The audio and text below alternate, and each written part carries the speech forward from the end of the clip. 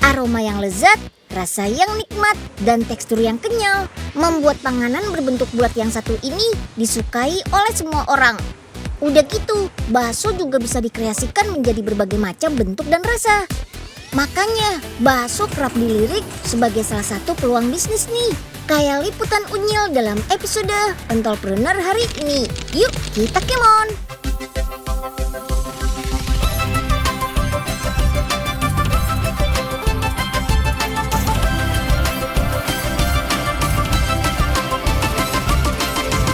Si Unyil, yuk kita kemon! Ketatnya persaingan membuat pebisnis bakso terus berinovasi demi menarik hati pelanggan. Makanya nggak heran, dari waktu ke waktu selalu bermunculan menu bakso yang unik-unik. Salah satunya adalah bakso alias pentol super pedas ini nih. Pentol super pedas ini diciptakan untuk memenuhi kegemaran orang Indonesia terhadap makanan pedas. Unyil pernah baca, katanya Google Trend, makanan pedas tetap menjadi makanan yang paling sering dicari sama netizen loh. Gak cuma sensasi pedasnya saja yang dicari, manfaat cabai bagi kesehatan tubuh juga jadi salah satu alasan makanan jenis ini jadi favorit banyak orang. Mulai dari bikin panjang umur sampai menaikkan mood. Ya udah, langsung mulai bikin pentol super pedasnya aja yuk, come on. Nil, bantuin ngapa? Timbang bengong-bengong begitu. Kagak lihat apa ya? Empo lagi ribet begini. Aduh, maaf deh Po. Unyil lagi lemes banget nih. Belum sarapan. Po Ipe, angkat sendiri dulu aja ya. Gitu ya. Awas ya, kalau pentol sambal empo udah jadi, kagak boleh minta. Cabenya mau dibuat pentol pedas Po. Ya, mau dong Po. Itu kan kesukaan Unyil. Sini deh Po, Unyil bantuin. Kagak usah, Po bisa sendiri. Aduh, udah deh Po, sini. Unyil bantu deh. Maaf ya Po. Ujung gabus, Ya. Nil. Aduh, jadi jatuh semua kan. Ayo, pungutin lagi tuh. Iya, Cucuin Po. di belakang lagi sono. Maaf deh Po. Nah, adonan pentolnya sudah siap nih. Rumah produksi yang berlokasi di Bogor ini bisa memproduksi 100 kg daging sapi setiap minggunya loh. Jenis pentol atau bakso yang kita buat sekarang ini adalah jenis bakso urat ya. Jadi ada gerenjel-gerenjelnya gitu. Wow, cetak pentolnya sudah pakai mesin nih. Wih, cepet banget. Adonan pentol ini sendiri terbuat dari daging sapi cincang dan bumbu-bumbu dasar seperti bawang putih dan garam. Oke deh, sekarang waktunya merebus pentol yang selesai dicetak. Gak perlu terlalu lama. Kalau sudah mengapung, berarti sudah siap diangkat. Oh iya, air rebusan pentolnya jangan terlalu panas ya, biar tekstur pentolnya nggak pecah. Selanjutnya kita goreng deh. Selain biar lapisan luar pentol terasa crispy, proses ini juga membantu pentol lebih awet dan gak gampang basi. Sambil menunggu pentolnya selesai digoreng, kita siapin dulu nih sambalnya. Ini dia nih cabai yang dipakai buat sambalnya. Semuanya pakai cabai rawit setan yang terkenal pedas. Wah, dari namanya aja udah kebayang pedasnya tuh. Dalam satu kali produksi, usaha yang dimulai tahun 2018 ini bisa menghabiskan 50 kg cabai loh. Wih. Kita rebus dulu yuk cabainya selama setengah jam. Biar bau cabainya hilang. Dan cabai juga jadi tahan lama. Terus tinggal dihaluskan deh pakai blender. Senyawa capsaicin pada cabai rawit punya kandungan zat antikoagulan yang dapat melancarkan pembekuan dalam darah. Pentol sudah siap, cabainya juga sudah siap. Nah, tinggal kita campur deh. Pertama kita campur dulu cabai gilingnya ke saus sambal ini. Aduk sampai merata ya. Kalau sudah, baru deh masukkan pentolnya. Wih, ngelihatnya aja udah bikin Unyil garuk-garuk kepedesan nih. Untuk perbandingannya, 20 kg daging bisa menggunakan 10 kg cabai loh. Wah, pantas pedas banget ya. Oke deh, saatnya kita packing. Ada lebih dari 400 bungkus pentol yang diproduksi setiap minggunya. dan bisa dipesan dari seluruh Indonesia. Karena produk ini dijual secara online. Untuk daya tahannya sendiri bisa tahan sampai 3 bulan jika disimpan di dalam freezer. Sedangkan kalau disimpan di suhu ruangan bisa sampai 3 hari. Tapi kalau buat unyil sih 10 menit juga sudah habis nih. Come on, gak usah pakai lama. Langsung kita icipin pentol pedasnya. Sebelumnya kita hangatkan dulu ya, biar lebih nikmat. Tinggal dipanaskan saja kok di atas wajan. Bisa ditambahkan sedikit air kalau mau kuahnya tidak terlalu kental. Wih, makannya sampai keringetan nih. Kandungan capsaicin pada cabai memang dapat membantu tubuh membakar kalori dengan cepat. Makanya jadi gampang keringetan kalau makan pedas.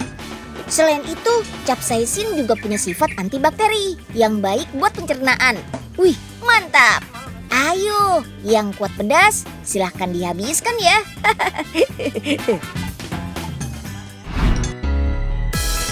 Ada bakso, pastinya juga ada kaldu. Kaldu inilah yang menjadi kunci kelezatan kuah bakso. Nah, sekarang sudah banyak loh yang menyediakan kaldu instan. Seperti kaldu cair yang terbuat dari bahan-bahan alami ini. Gak cuma buat bikin bakso dengan kaldu ini, kita juga bisa membuat sup, rawon, ataupun soto. Nah, karena dibuat tanpa tambahan MSG dan pengawet, kaldu instan ini dijamin aman untuk tubuh. Oh iya, sisa daging yang digunakan untuk membuat kaldu instan ini juga diolah menjadi bakso emplung loh. Yaitu bakso yang terdiri dari 3 jenis daging dengan campuran sayuran. Wih, ikut Unyil intip dapur produksinya. Yuk kita kemon. Bagaimana Gah? Udah matang belum kaldunya? Belum nih, Pok. Kok lama bener ya? Ya, namanya juga masak kaldu. Emang lama Gah? Kalau cepet mah nyeplok telur noh. Coba sini ayo lihat. Pucung gabus. Oh Gah, lah ini ngapa ayam hidup begini sih? Lah, katanya Pok Ipe masaknya pakai ayam utuh. Ini kan ayam utuh, Pok. Ya, kagak ayam hidup juga kali Bang. Aduh, kan ngamuk dah nih ayamnya. Aduh.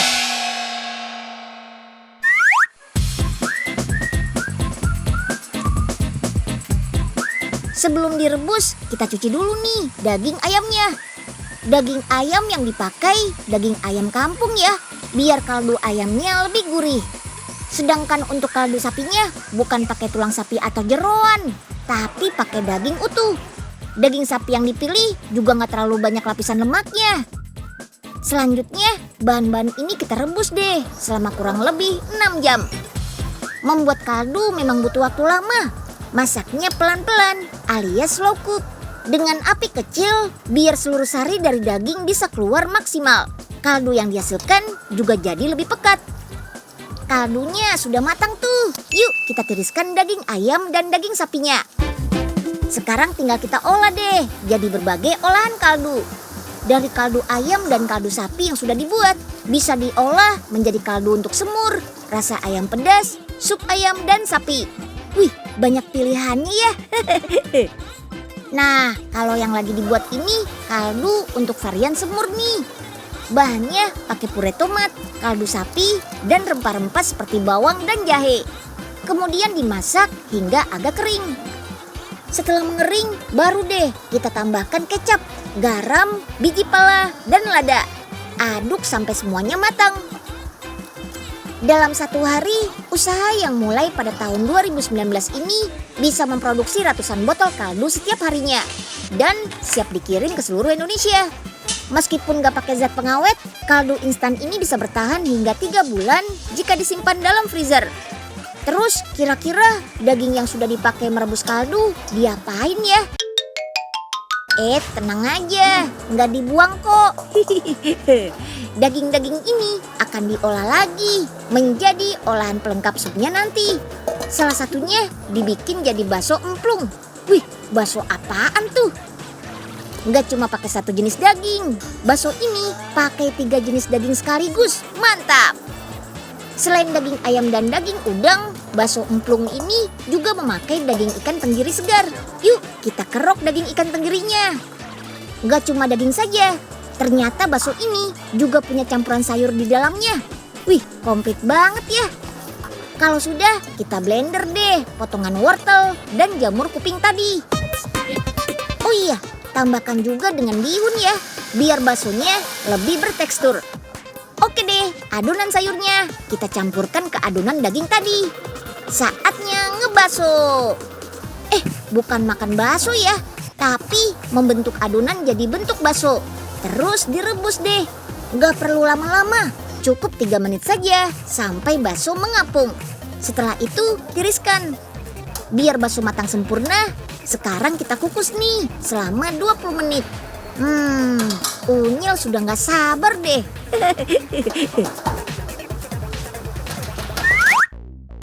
Ayo Nyil, kalau mau nyobain, bantuin bungkusin bakso dulu nih. Po Ipe, mau ngasih bakso aja, pakai ada syarat-syaratnya segala. Kayak mau bikin KTP aja, Po. Iya dong, biar kagak cuma tahu enaknya doang. Udah, bungkusin aja tuh baksonya. Nanya mulu kayak tukang pulsa. Ya sabar ke, Po. Susah nih. Iya kan? Aduh, bagaimana maaf, sih Nyil? Po. Nggak Dimasukin di sengaja. situ, malah dilempar ke muka. Emang nih muka kayak plastik bungkus bakso apa ya? Habis, licin banget, Po, baksonya. Aduh, maaf ya. Wah, ada yang kelaparan nih. Dengan kaldu instan, kita bisa berkreasi di dapur dengan mudah. Pertama, kita didihkan air. Terus, kita masukkan deh kaldunya. Lalu kita tambahkan isian sup sesuai selera. Bisa pakai sosis, bakso, makaroni, atau kentang. Terakhir kita tambahkan deh potongan-potongan sayurnya. Biar makin bergizi. Tada! Sup makaroninya sudah siap nih. Selain bikin masakan lebih enak, kaldu juga punya banyak manfaat. Salah satunya kaya akan protein dan kalsium yang bagus untuk tulang dan gigi.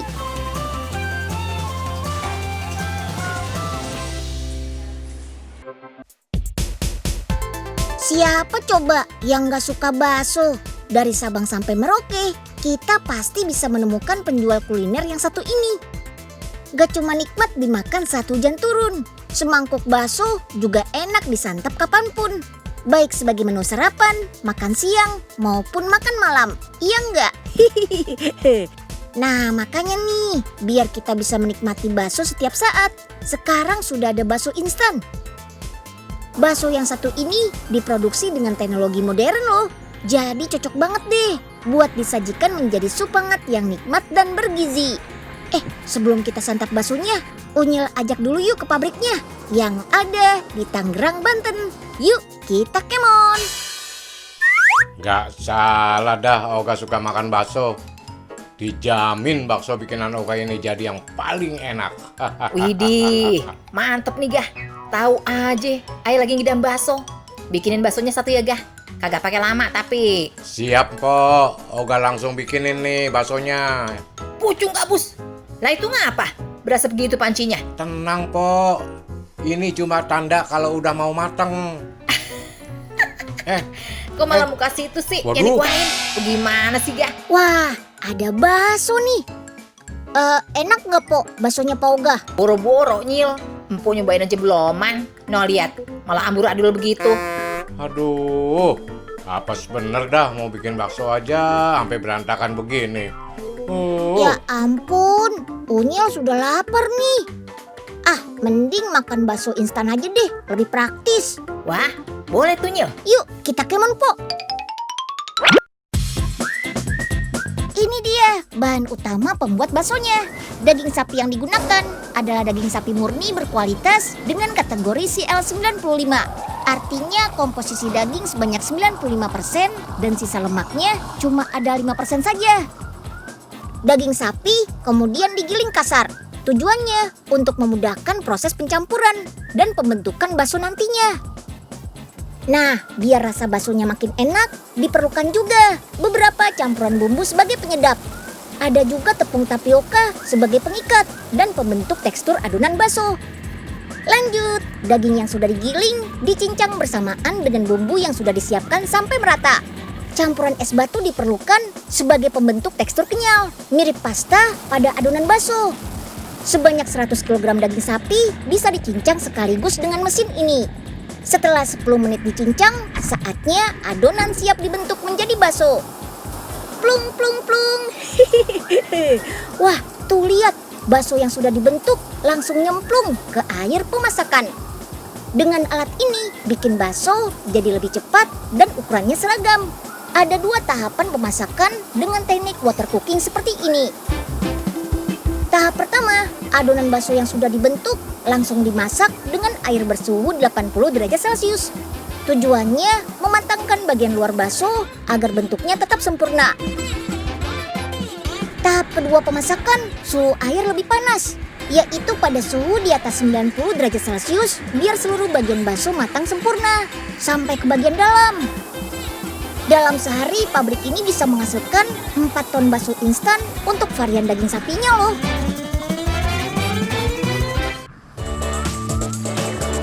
Untuk menjaga mutu dan kualitas bakso, pabrik ini menggunakan teknologi IQF atau Individually Quick Frozen.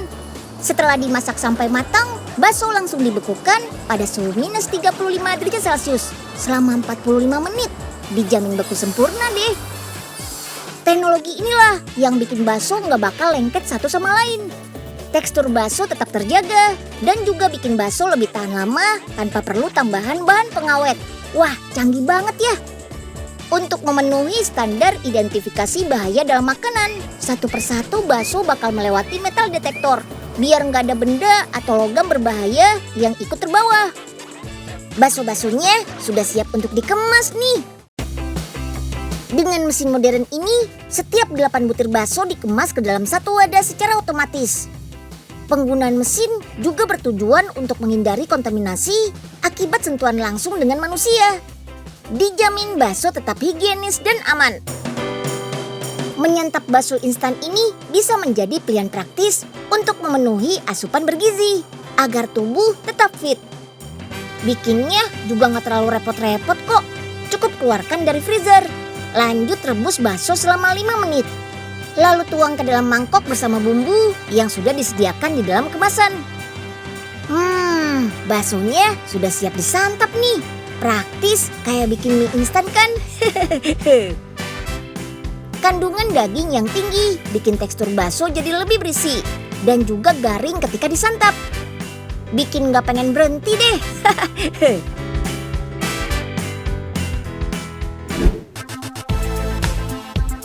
Ada lagi nih inovasi olahan bakso masa kini. Ini dia, bakso rebung warna-warni. Meski terbuat dari rebung, rasanya nggak jauh beda kok sama bakso biasanya. Dan yang paling penting, bau tidak sedap khas rebung juga hilang. Wah, gimana caranya tuh bikin bakso dari rebung? Langsung saja deh, yuk kita kemon. Rebung yang biasa diolah, salah satunya adalah jenis bambu kuning. Bambu jenis ini banyak tumbuh di daerah tropis seperti Indonesia. Untuk menghasilkan olahan rebung yang empuk, pilih dari bambu berusia muda karena daging rebungnya lebih empuk. Rebung memiliki kandungan air yang tinggi, bahkan mencapai 91%. Rebung juga kaya nutrisi dan serat pangan. Memotong tunas bambu harus hati-hati ya, biar tunas yang masih di bawah tanah bisa tumbuh kembali setelah dipanen. Biasanya tunas akan kembali tumbuh setelah 5-7 hari. Waktunya kita bikin bakso rebung nih. Rebung yang sudah dicuci bersih dan direbus, langsung diiris tipis dan dicincang menjadi dadu.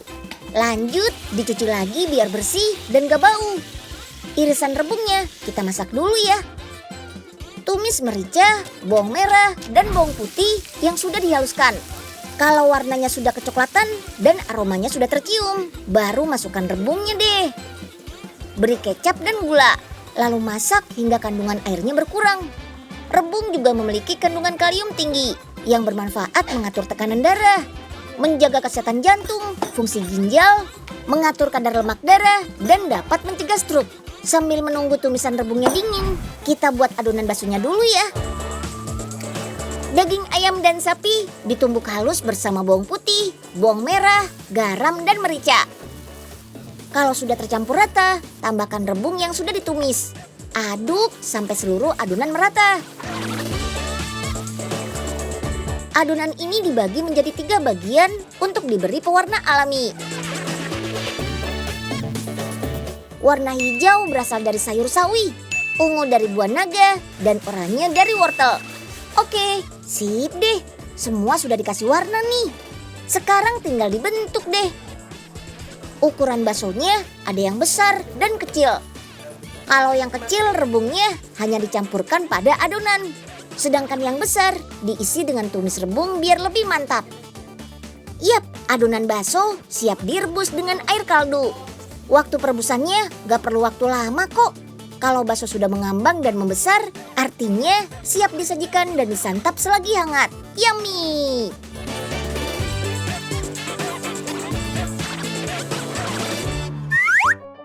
Ya ampun, si Ogah nyari rebungnya kemana sih? Ke Hongkong kali ya?